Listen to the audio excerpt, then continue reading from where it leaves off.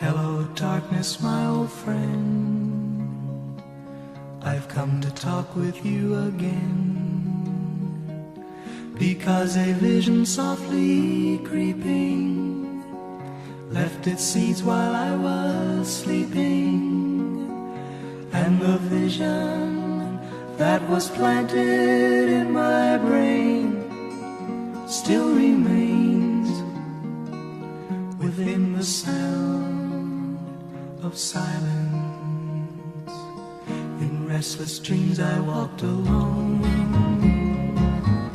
narrow streets of cobblestone, neath the halo of a street lamp. I turned my collar to the cold and damp, when my eyes were stabbed by the flash of a neon light. It split the night and touched the sound of silence.